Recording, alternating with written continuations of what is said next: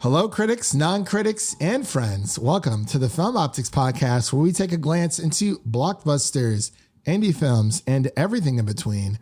I'm your host, Christian, and I'm joined by my partner in film, Devin. And today we are gearing up for spooky season 2023 as we review this film, No One Will Save You. Not No One Can Save You. There we go. I messed that up earlier. For the longest time, I was like, oh yeah, it's called No One Can Save You. And Devin's like, no, it's No One Will Save You. Luckily, I'm here to save you from the wrong title. Ah, I like what you did there. Got him. Well, you got me. Saving me from the wrong title as a good podcast co-host should.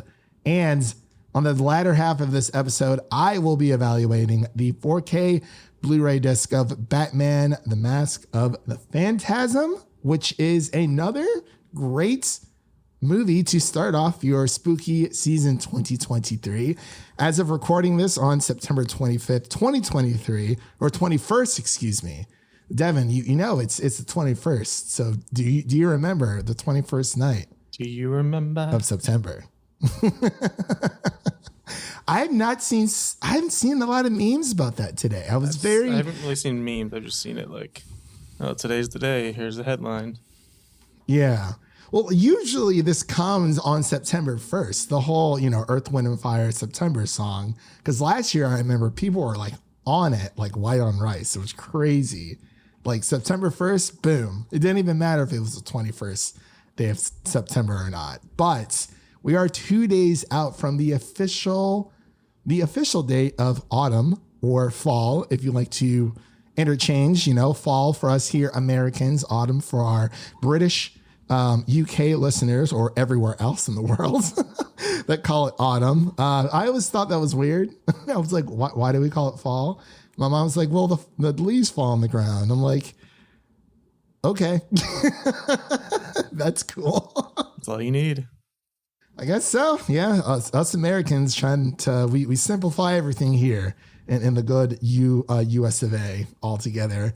But before we begin today's episode, you can listen to our podcast on podcast platforms around the internet. That includes Apple Podcasts, Spotify, Google Podcasts, and more. And if you are a new or seasoned listener to the show, we would love to hear from you guys. Follow us on Instagram, Twitter, and Threads at Film Optics. That is optics with an X. Or you can email us at filmoptics@gmail.com for any movie-related questions. Devin, how was your weekend? How's your week been since this is a Thursday? So what have you been watching? And yeah, what's been going on in your life? Yeah, it's almost Friday. We made it.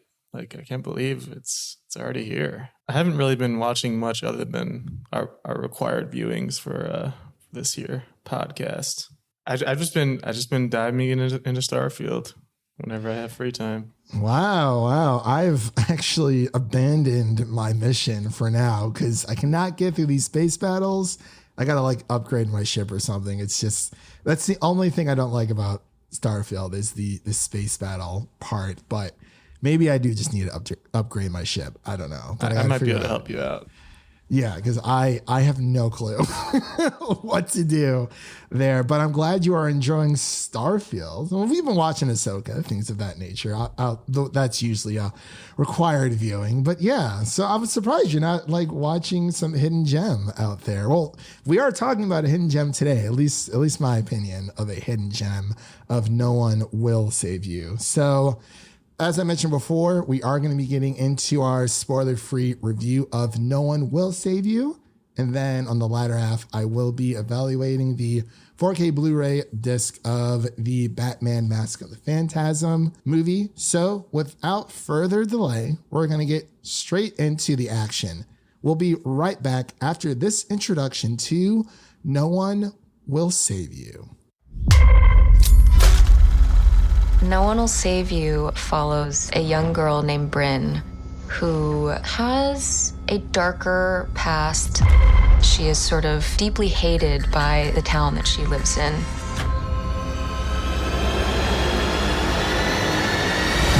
She is secluded and she keeps to herself. She built this bubble that she feels safe in. A few minutes into the movie, that bubble gets popped. It's absolutely terrifying.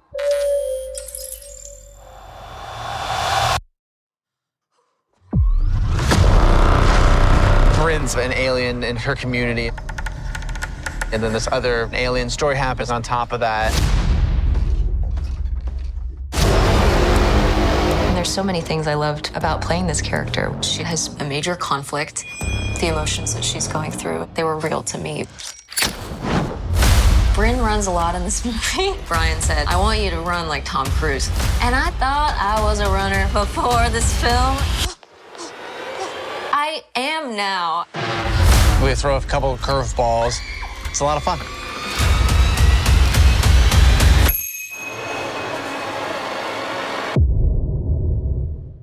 And we are back. You just heard a little snippet from the Hulu original film, No One Will Save You. Of course, this is now streaming on Hulu of the day of this recording, or the day that this recording will be released, I should say. And the writer and director of this film is both Brian Duffield. He is writing solo when it comes to directing and writing this movie, and stars Caitlin Dever, Elizabeth Kalouv, and Zach Duhame. And the story, or the synopsis, is as follows. An exiled, anxiety-ridden homebody must battle an alien who found its way into her home. And that's pretty much the long and short of it. This is another secret banger, at least, again, this is my opinion only. When it comes to Hulu, they usually do a very good job of giving us the horror/thriller films around this time of year. I believe last year, the big surprise for everyone was Prey, which is a prequel to the Predator franchise. And I think they definitely hit the nail on the head again this year with No One Will Save You. But I'm going to pass it over to Devin so we can give his spoiler-free thoughts on this film. So Devin, take it away. Yeah, going into this one, I was pretty much going completely blind because I know you sent over the initial tweets that were like, oh, there's this Caitlin Dever movie coming out. We should review it. And I was like, okay, never heard of it, but let's take a look. And I've always been interested in alien invasion movies because I feel like there aren't really enough of them. And it's because it's a very scary concept. And that's why I'm so glad Nope was a thing, because he just took that and like elevated it to like a whole nother level of alien that we couldn't even like comprehend. And then obviously there's Signs, and there's Close Encounters with the Fourth Kind, and there's just a few different alien movies, but nothing too crazy, and it doesn't come out very often. So I was pretty excited when I found out it was an alien invasion movie. But then throughout the movie, it just kind of became messier and messier, and I just was not a fan at the end of the day. I think the initial first 30 minutes or so, the first probably third of the movie, it's pretty entertaining when the actual home invasion happens, and there's this creepy alien guy, and he has his fast little steps that he has running after you. Like that was pretty spooky. But then it feels like the more they show of the aliens, the less scary they get, because they just kind of become like, one of them, I think there's multiple. It's kind of hard to tell, but one of them becomes like a little like E.T. alien guy, like very, very small alien, and he's not very scary at all. Then there's one that's like a giant, tall, lanky alien. It just felt like the more they showed, the less effective it was as far as scaring.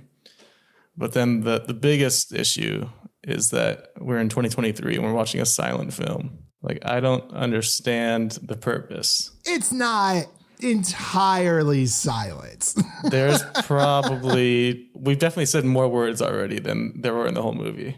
There's probably like 20 words in the whole movie, if that. And it's not like in like, why am I blanking on the name? The movie where you can't talk with John Krasinski. Oh, A Quiet Place. Yeah, it's not like A Quiet Place where it's a part of the plot or the story that you shouldn't be talking and there's no dialogue. It's like, in this movie, there's no reason for it. Like, what was the purpose to not have any dialogue? And then they try to kind of try to get the story across through pictures and flashbacks, and that just really did not work. Because I really still don't understand what even happened or what was happening. Because he didn't say anything, and it kind of muddied up the plot for me and made it a lot harder to get through. Okay. All right. Yeah. And I kind of figured, it's always interesting when we're talking about a film and we have like two different views on it, because again, film is subjective, and that's what we love about this, this craft that we're a part of. But yesterday I kind of went to the streets of Letterboxd, and I I tweeted out my initial reaction since the social embargo was up. But I pretty much said I genuinely had an amazing time watching this movie. It's a captivating 90-minute original horror film with minimal dialogue, which is something I usually don't like. But Caitlin Dever does it so well with her performance. And I thought literally she's carrying this, entire movie, because, she is she is the only main character. There are a few other characters in this movie, obviously outside of the aliens, but I really wish we would have experienced this on the big screen. Like, I think we need more original horror like this. I think that's something me and Devin have always talked about here on the show. But overall, yeah, I did enjoy it. I liked how it was minimal dialogue, and we kind of got that when I realized what was like first going on, I should say. I was like, oh, okay, so this is more of not a character study, but this is Caitlin Dever kind of doing her own thing. Like, she is a phenomenal actress. We've pretty much watched like every single like TV show and or film that she's been in. I'm not sure if you've seen Rosalind, but that's on Hulu as well, and she is hilarious in that movie. So that's definitely something you should check out, Devin, once you get a chance to.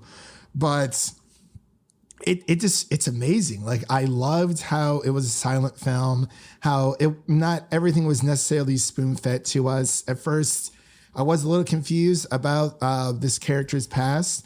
Her name is Brynn, of course, played by Caitlin Dever.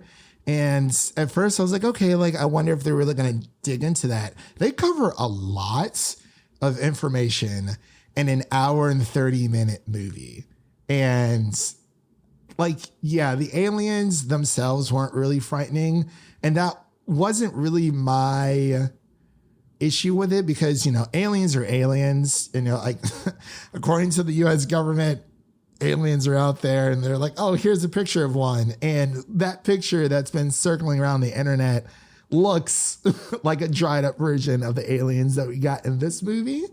It was more about, the noise and how sound affected this film, because that was a character in and of itself. So yeah, the aliens pretty much just look like longer, lankier versions of like what we have depicted aliens to look like in our society. But I didn't really mind all of that, because it was still scary on its own, where like, those flashing lights where they're trying to like beam her and stuff. It was crazy. And I was like, oh man, like, she is literally all alone, and it's in the title, no one will save you. And that kind of rang a bell in my head. Like, how is this character, like, what is this character's journey throughout this film? And I thought it was spontaneous. I know Aaron Wright over at Feelin' Film, he pretty much gave it a little bit of more praise as well. Also by telling people to go watch Brian Duffield's first directorial debut. It's called Spontaneous. So I'll definitely have to check that out. But he also wrote the first Babysitter movie. Did he really? Okay, that was... Yeah, so he definitely knows what he's doing. But so Aaron Wright posted on Letterboxd, wanted to share his thoughts as well, because I think he enjoyed the movie as much as me. And I think people should definitely go check it out, whether you're going to like it or not. You never know unless you watch it. But Aaron puts that this rips, gets straight to it and never lets up. Deaver is fantastic as the traumatized, anxiety-ridden loner being terrorized while fending off an alien invasion. The creepy effects, work, and sound design are extremely effective in creating an immersive, intense situations throughout. And as the narrative unfolds, it kind of goes into it packs like an emotional punch, just like Prey 2022, like he mentioned in his initial Letterboxd score. So, he also kind of goes on to say that Hulu has another great genre hit on their hands. And he says as well that he wish he could have seen it in a theater with a full audience. So I definitely agree with that here. Not, everyone is entitled to their own opinion. I think Devin's opinions are more than valid because, he watched this movie too. We both took a risk on this movie because we're like, hey, this is a movie we don't know about. I didn't know anything about it when I sent it over to Devin. I was like, hey, there's this new movie on Hulu starring Caitlin Deaver. We should watch it. And just from the poster, I didn't even watch the trailer. I was like, this looks interesting. And I think we should definitely cover it. And I'm glad we are covering it because movies like this often get overlooked since they are on a streaming platform. And unfortunately nowadays, when it comes to streaming platforms, they are a dime a dozen sometimes when it comes to certain movies, especially if they don't get a lot of traction or marketing altogether. But yeah, I enjoyed this movie, and I'll take another. It doesn't have to necessarily be another sequel for this because I feel like this story wrapped up perfectly, has a bit of an A24 vibe towards the ends. I'm not sure if you caught that, Devin, or felt that way while watching it towards the end, but it definitely had that A24 ending vibe for me. But it was eerie and I had a great time. But did you have anything else you wanted to add on when it comes to our spoiler-free section of this film? I mean, I think we might have to have I might have a Q&A with you after this one to go over what happened in this movie and with her background in the story, because yes. I just was not even picking up anything. Because like I said, I mean, I understand not giving too much exposition through words and through telling you, but you got to give us something. Right. That's what I felt like was the issue. It also just felt like some studio executive was like, hey, let's make A Quiet Place, but do aliens instead. Like it just feels like it's forced in that way because, like I said, there's no reason for there to not be dialogue. Like, it just feels like a gimmick when it's used like this, where you're in a scene and someone gets slapped and you're like, okay, you want to explain that one or you want to say something, and then there's just nothing that comes out except like a mouth noise, and that's when it feels like it's really forced. It's almost like a stage play. So I will say, I think another movie outside of Prey that, is also through Hulu or Disney, 21st Century Fox, that this movie, No One Will Save You, that this movie does remind me of is Mike Flanagan's Hush. Yeah, I've seen Hush. That one makes more sense to me because it's like, she's deaf, so it makes sense for there to not be much dialogue. But this movie, there just is no reason. Hey, fair enough. Yeah, to each their own when it comes to that, for sure. I don't know. I mean, would have been nice, sure, but at first I was like, oh, okay. I guess I just didn't mind it, or I got used to it. And when I got used to it, I actually kind of just liked it because I loved just seeing Caitlin Deaver just, do her thing and this character kind of go through the motions. For me, I felt like there could have been, like, if, in retrospect, there could have been a little bit more dialogue, but I didn't think that we needed it. But yeah, we'll definitely talk about the spoilers after because I know you have questions. I didn't mind it like the first 30 minutes or so, but then as the movie kept going, the more frustrating it just kept getting. Because it's like, just give me something. Hey, fair enough. Yeah. Also, kind of on topic here, but I'm on the No One Will Save You IMDb page, and a trailer for Monsterland came up at the top. Remember that one? Oh boy. Remember that? Oh yeah. Hulu. Yeah. Hulu joint. Yeah, Caitlin Dever was also in that as well. She was in a few episodes. And I think that was the actual reason why we decided to cover that like about a year or two as well, because we're like, oh yeah, Caitlin Dever's in this. Like, yeah, we'll pretty much watch anything with her in it, but definitely watch Rosalind on Hulu. It's like a comedy version of Romeo and Juliet.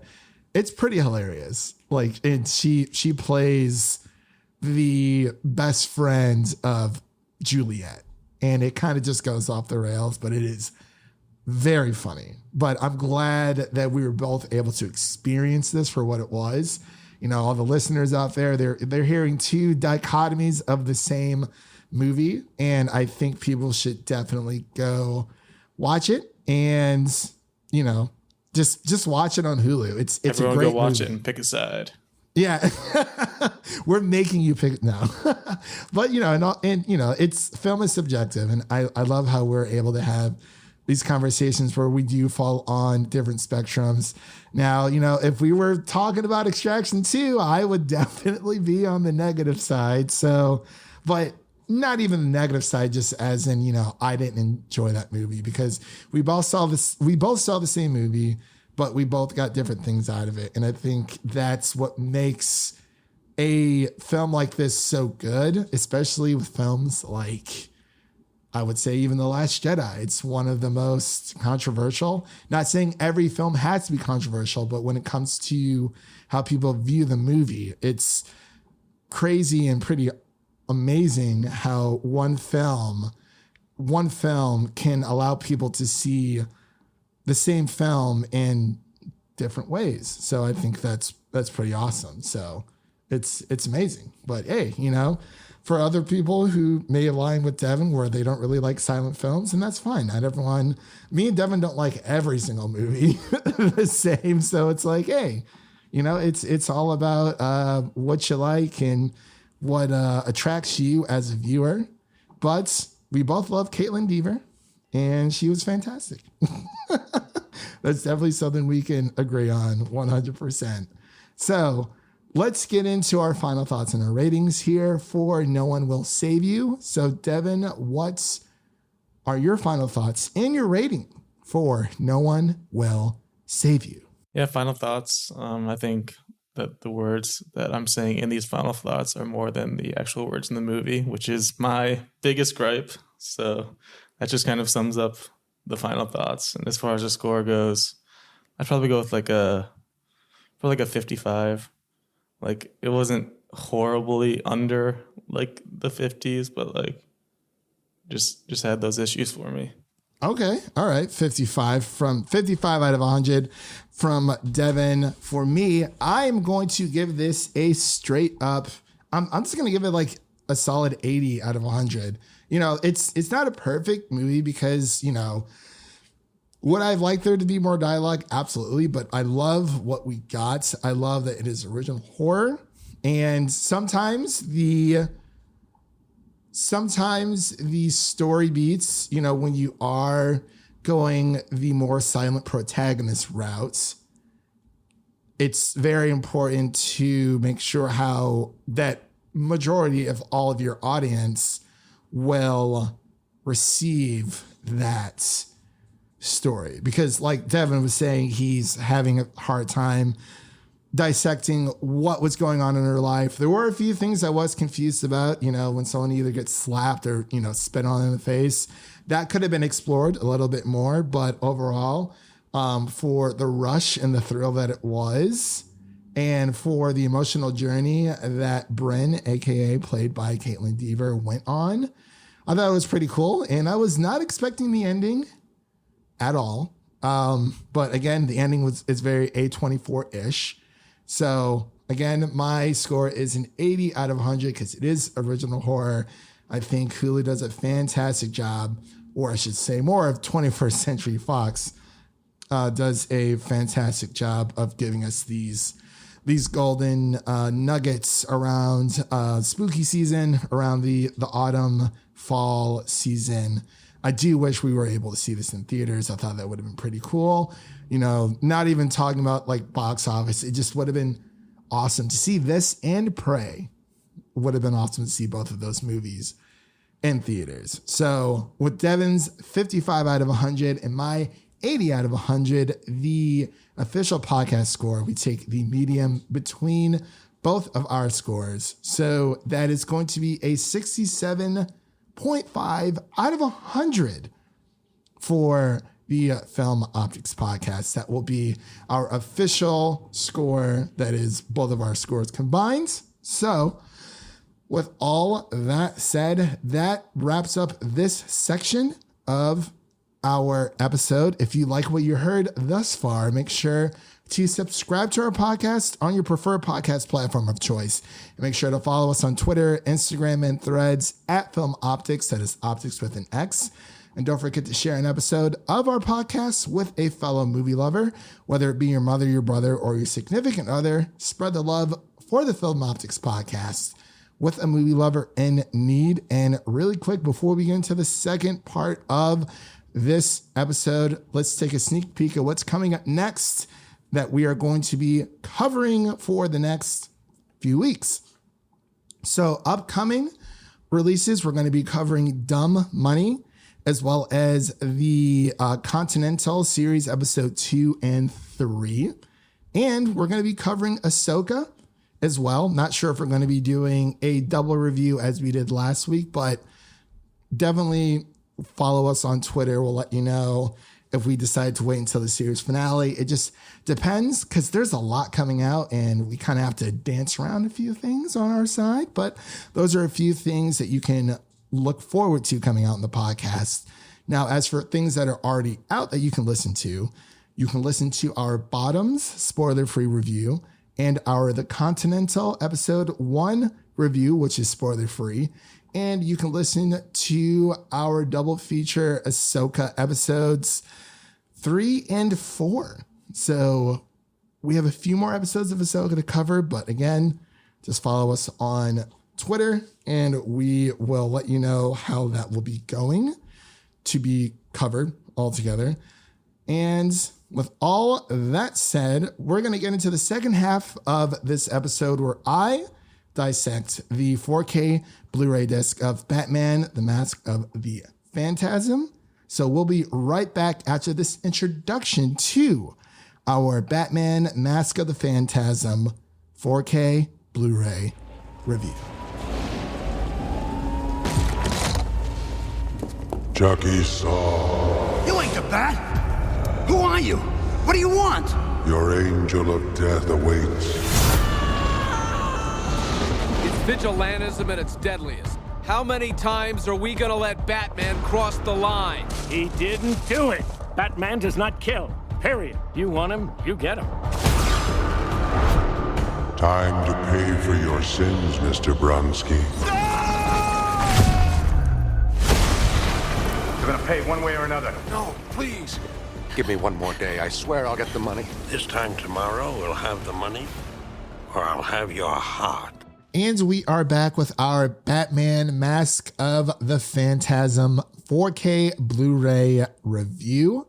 This film is now available to purchase for the first time in 4K for the low price of $24.99 as of September 12th, 2023, available at retail stores such as Walmart, Best Buy, Amazon, Target, you name it. And this package only comes with the 4K disc and a digital code. This is, again, a trend that I've noticed that Warner Brothers is hitting for their 4K packages where they are trimming out the fat of Blu-ray. It makes me wonder, but it might just be a packaging situation going on where they are seeing more people adopting the 4K format for homes and adopting the 4K Blu-ray players for home entertainment and slowly moving away from the Blu-ray side. But before I begin today's review of this, if you are new here, welcome. This is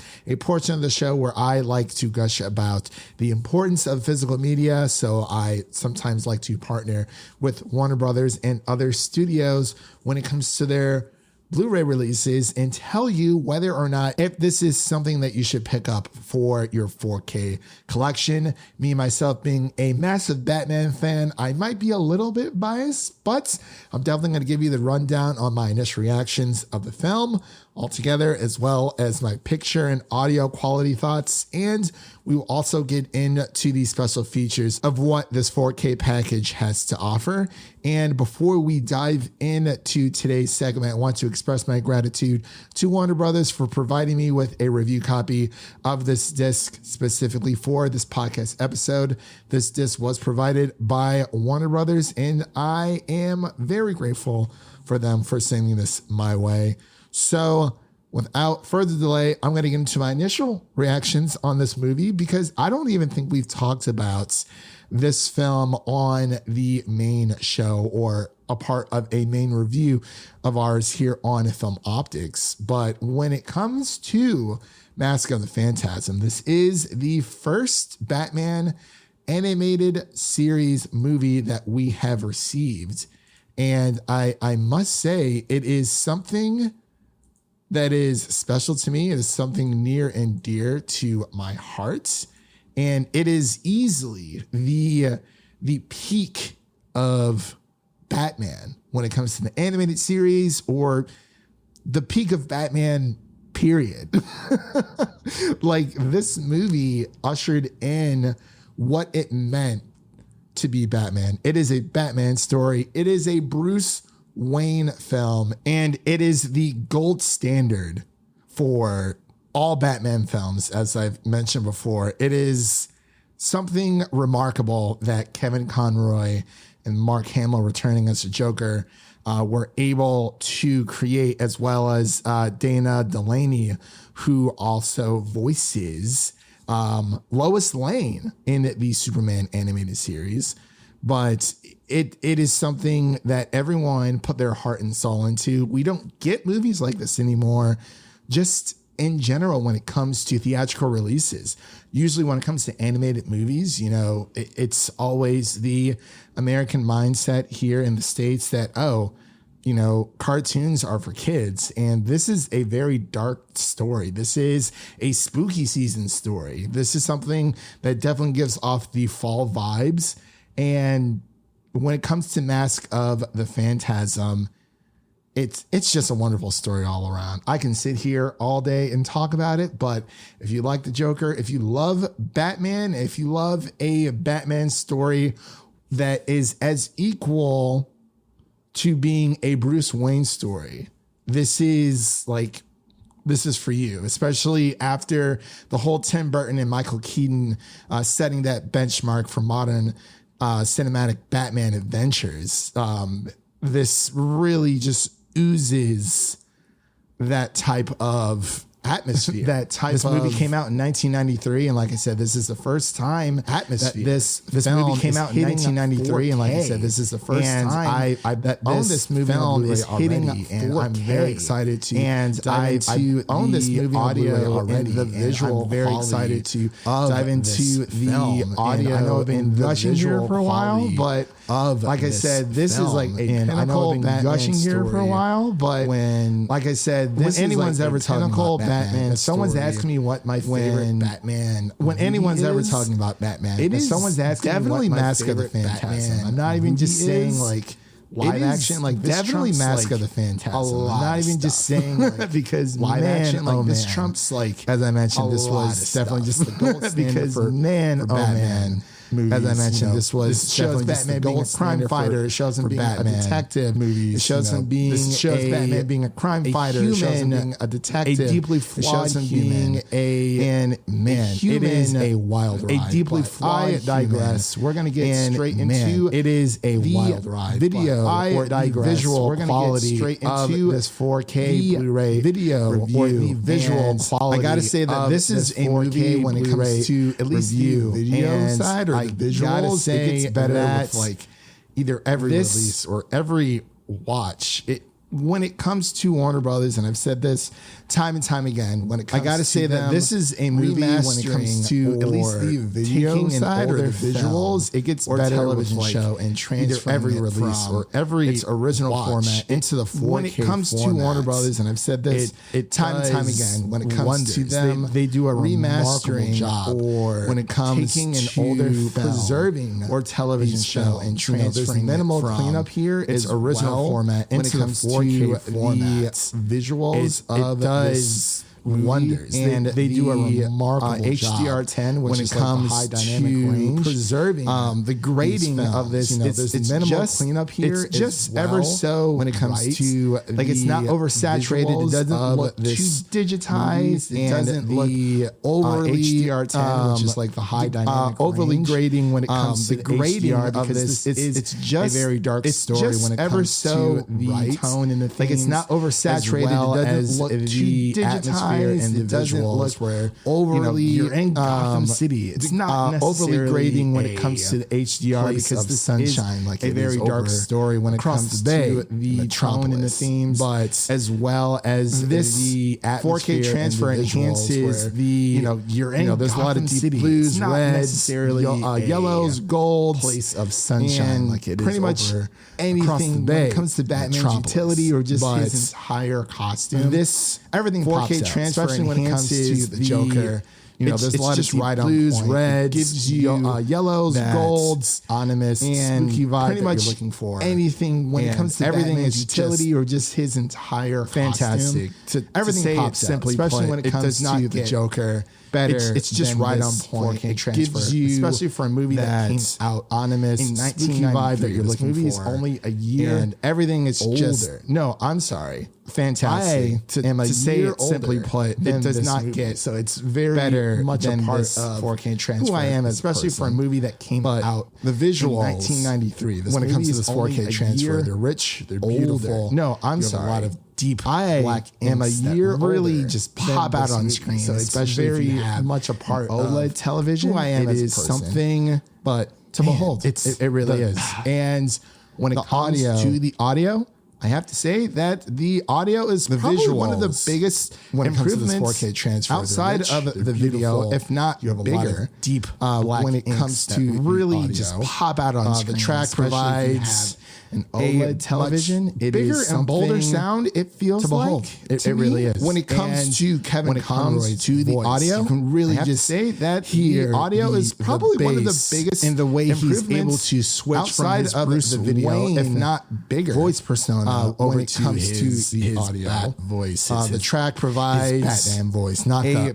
much vengeance bigger and bolder sound. It where is he? Kind of voice, but the sound when it comes to Kevin Conroy, you can really just and especially hear the everything bass feels and more presence. Everything feels more alive. It doesn't feel like it's a originally sound. Like I said, this movie did originally come out in 1993, so it has been a while since we've had the Blu-ray release, let alone the DVD and VH release of this movie. But it doesn't sound thin. It doesn't sound flat. All of the voice actors and the music, it swells. It gives this movie new meaning because audio is, if not more so, half the battle when it comes to this type of film. So hats off to the audio and the visuals when it comes to the Batman Mask of the Phantasm 4K Blu-ray release. And as far as the special features, I got to say it is a bit light. But in recent news, for those who are not aware, Kevin Conroy has recently passed away. And him being the voice of Batman for so many people, I have to say that he is my favorite Batman. When it comes to either just animated or live action, just in general, he had that voice that effectively defined who Batman and Bruce Wayne was as a person.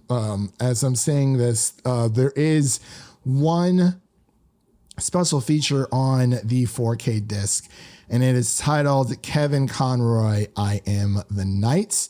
It is a loving tribute to the late Kevin Conroy, and it shows a collection of pretty much everything he's worked on with Batman the Animated Series, video games, to his appearances in the CW's Crisis storyline, and so many other Batman projects. And it's not the longest featurette in the world. I feel like it's just right, but the featurette, when it comes to the tribute of Kevin Conroy, I feel like it is something that was made out of admiration for him and for the character. And, you know, for someone that we as a society have lost too soon altogether. But outside of that, there are no other special features.